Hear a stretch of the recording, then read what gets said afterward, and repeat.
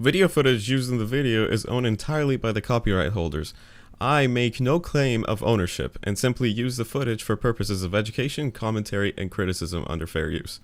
If you guys would like to check out the full videos, a link would be down in the description for all of them.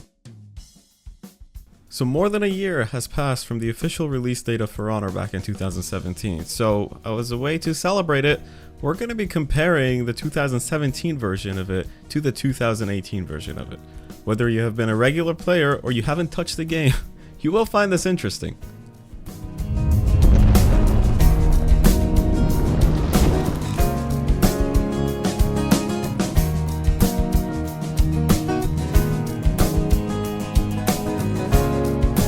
How you doing, warriors? Welcome back to the channel. Alright, so in this video we're going to be taking a look at the 2018 version of the game, and we're going to be comparing it to the 2017 version of what it was before. Alright, keep in mind, the following video is my opinion. It has nothing to do with the community. I am sure my opinion is similar to others, but it is not the same.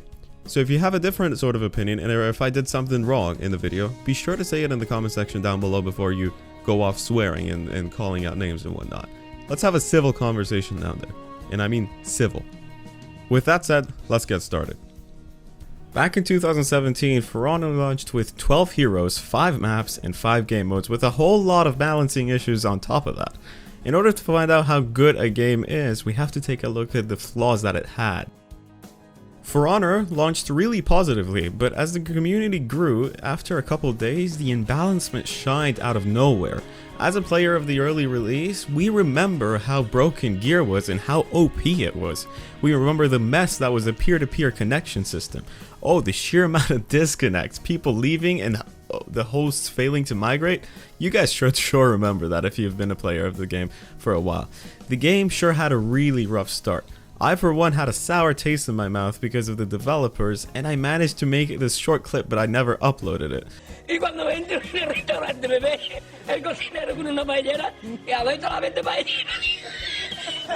To carry on, the game really turned away a lot of its player base.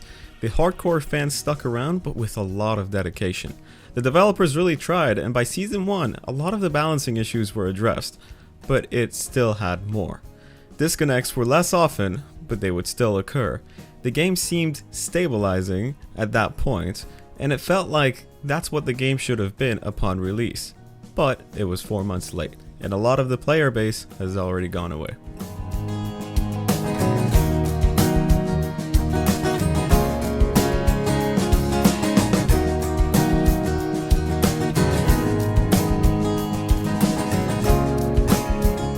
If you left the game early, you wouldn't know that 2 new heroes got announced with 2 new maps. That season, we got Centurion and Shinobi, along with 2 new maps called Temple Garden and Forge.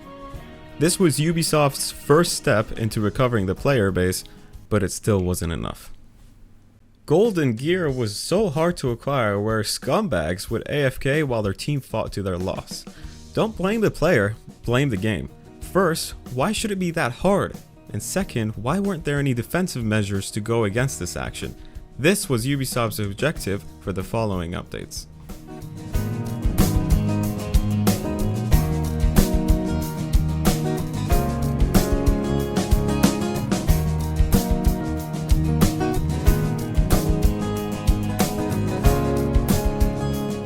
Four months later, we got Season 3, Grudge and Glory. And along with it, we got the Highlander and the Gladiator with 2 new maps called Viking Village and Sentinel. We also got a new game mode. It was Ranked Tournaments. I know, you're probably excited, like I was, until I figured out that it would take forever for you to find a match.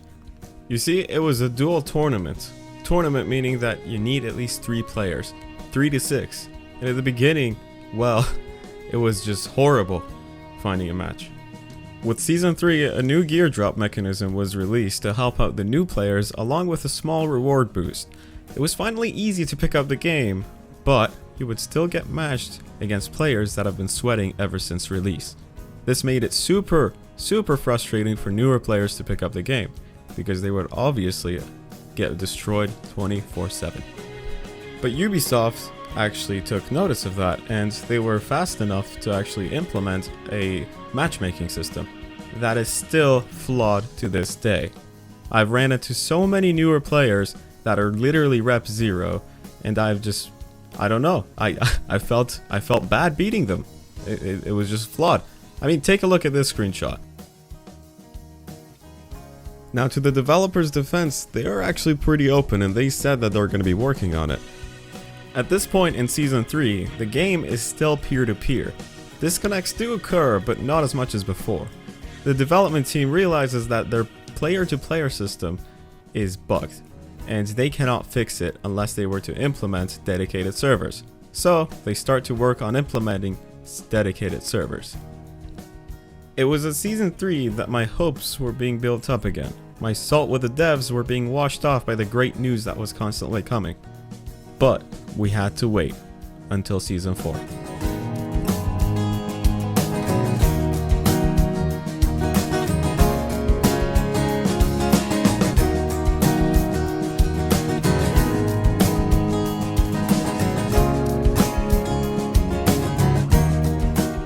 Season 4, Order and Havoc, brought 2 new heroes, the Aramusha and the Shaman, with 2 new maps, Market Town and Gauntlet. We also had a pretty nice game mode introduced called Tribute. The game finally felt like it has a lot to offer. But I for one was busy with life, and I've already left YouTube and For Honor at that point. You see, For Honor just simply took too long to implement some of the core aspects of a good game. For example, a working bug-free game, and a balanced game, or maybe one of the most important things, a good progression system that is easy to pick up. You see, For Honor launched with none of that. It constantly had connection issues, balancing issues, and it was quite unbalanced with the introduction of some heroes.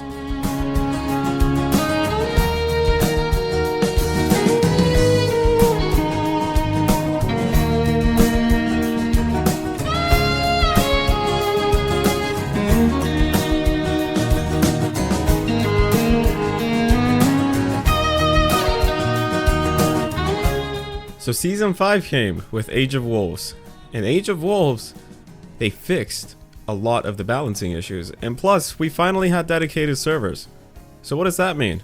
It means that no more desync, no more disconnecting after host migration, and also better matchmaking.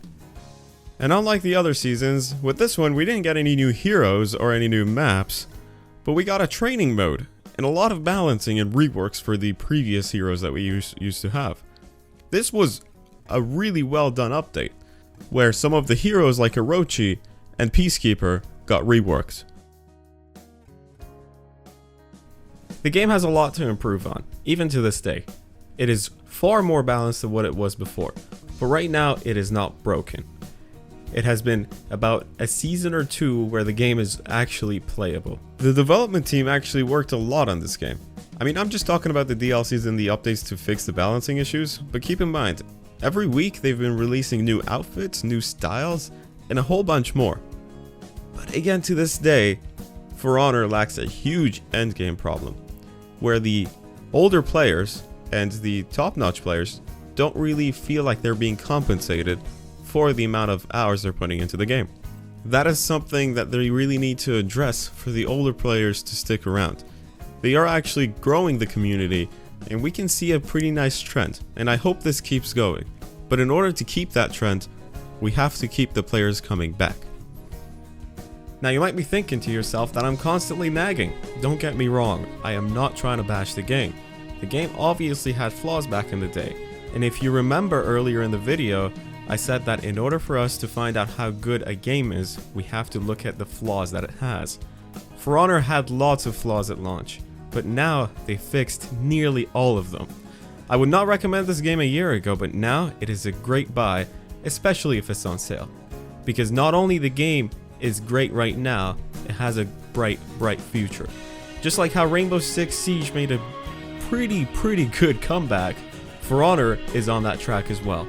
With the new season coming into For Honor at October 16th, it is ever so exciting for the new players and for the old players to get back into the game.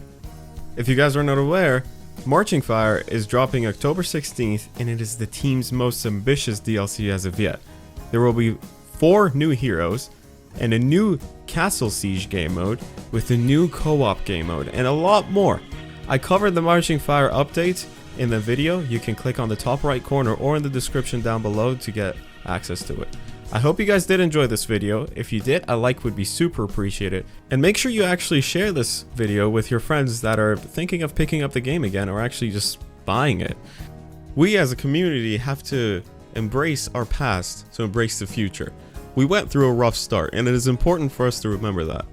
Again, with that said, I hope you guys did enjoy this video. I hope you have a fantastic day, and until the next one, see you later.